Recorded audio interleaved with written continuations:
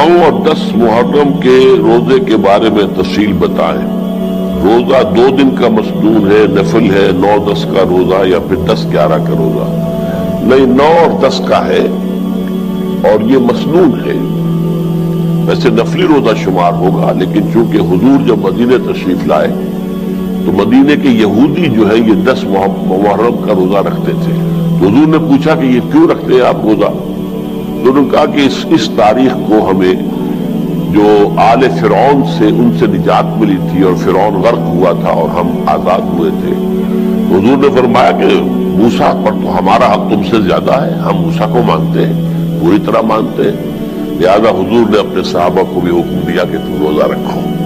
حالانکہ ابھی رمضان کا روزہ بھی فرض نہیں ہوا تھا، تو یہ اس وقت کا ہے، تو اس لیے روزہ 2 دن کا کہ ہم وہ یہود سے اپنے معاملے کو علیحدہ کرنے کے لیے یہ کہ وہ 1 دن کا رکھتے تو ہم 2 دن کا رکھیں۔